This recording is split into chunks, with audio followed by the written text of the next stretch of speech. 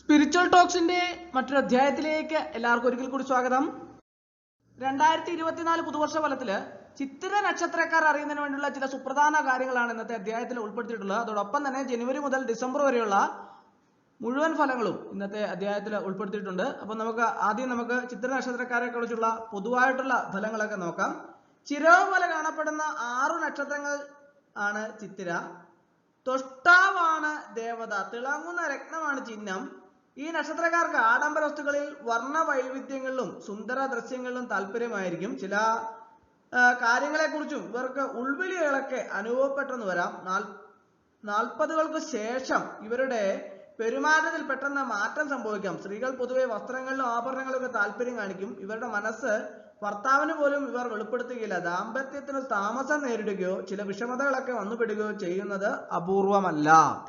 2024 പുതുവർഷ ഫലത്തില് ചിത്ര നാളുകാരെ സംബന്ധിച്ചിടത്തോളം അവരുടെ കന്നിക്കൂറുകാർക്ക് ഗുണം കുറഞ്ഞും തുലാക്കൂറുകാർക്ക് ഗുണദോഷ മിശ്ര ഫലവും കാണുന്നുണ്ട്. കാര്യതടസ്സം, സാമ്പത്തിക ക്ലേശം, ശാരീരിക അസുഖം, വ്യവഹാരാദികളുടെ ഗുണം എന്നിവയുണ്ടാകും. സ്ത്രീകൾക്ക് അവർ ചെയ്യുന്ന തൊഴിലിൽ പരാജയം, മാനസിക പ്രയാസം എന്നിവയൊക്കെ അനുഭവപ്പെടാം. വിഷ്ണുവിനെ പ്രാർത്ഥിക്കുകയും പാൽപായസം, നെയ്വിളക്ക്, അഷ്ടോത്തര ശത പുഷ്പാഞ്ജലി നടത്തുകയൊക്കെ ചെയ്താൽ വേണ്ട കാര്യങ്ങൾ, ഈ ദോഷവശങ്ങളൊക്കെ കുറഞ്ഞ് ഗുണത്തിലേക്ക് മാറുന്നതായിട്ട് കാണാൻ സാധിക്കും. ഇനി നമുക്ക് ചിത്ര നക്ഷത്രക്കാരുടെ ജനുവരി മുതൽ ഡിസംബർ വരെയുള്ള ഫലങ്ങളെ കുറിച്ച് നമുക്ക് വിശദമായിട്ട് നോക്കാം. ആദ്യം നമുക്ക് ജനുവരി മാസത്തെ ഫലം നോക്കാം.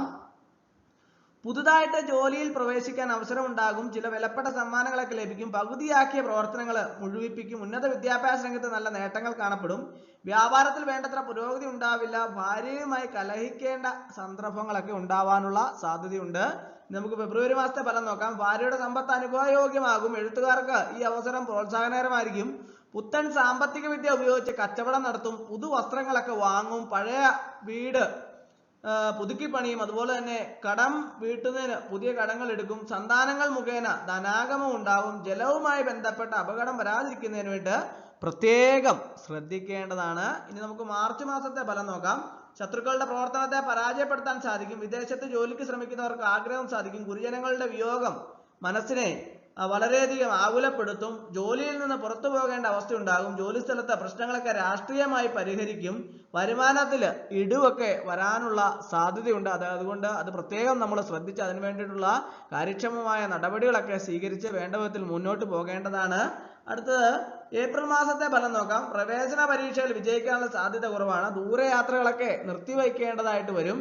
രാഷ്ട്രീയക്കാർക്ക് പല വിധത്തിലുള്ള ആരോപണങ്ങളൊക്കെ കേൾക്കാനിടവരും. സിനിമയിൽ നിന്നും കലയിൽ നിന്നൊക്കെ പണം കൈവശം വന്നു ചേരും.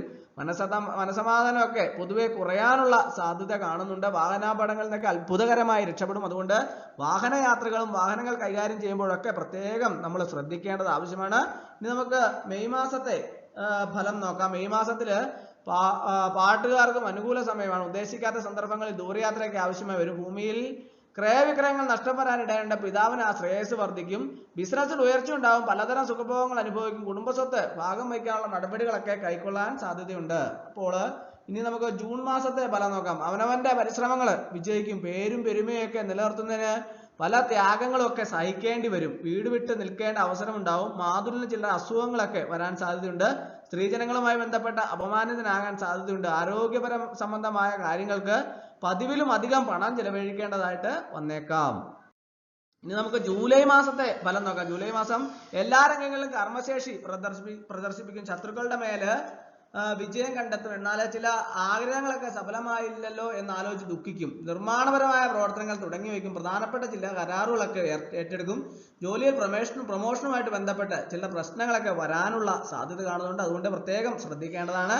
അപ്പോൾ ഓഗസ്റ്റ് മാസത്തെ ഫലം നോക്കാം. ഓഗസ്റ്റ് മാസം എഴുത്തുകാർക്കും എഴുതുമ്പോഴും ആൾക്കാരുമായി വാക്കുതർക്കത്തിൽ ഏർപ്പെടുമ്പോഴും ഒക്കെ അതീവ ശ്രദ്ധ ആവശ്യമായ ഒരു മാസമാണ്. വിദ്യാഭ്യാസപരമായ പുരോഗതിയൊക്കെ ഉണ്ടാകും.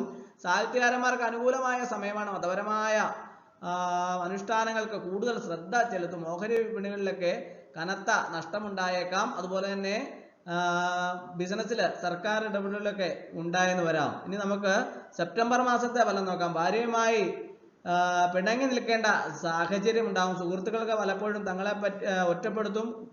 കൂടാതെ ഈ സുഹൃത്തുക്കൾ മുഖേന വൻ സാമ്പത്തിക ബാധ്യതയൊക്കെ വരാനുള്ള സാധ്യതയുണ്ട്. ചെയ്യാത്ത കുറ്റങ്ങൾ ഏറ്റെടുക്കേണ്ട സന്ദർഭങ്ങൾ ഉണ്ടാകും.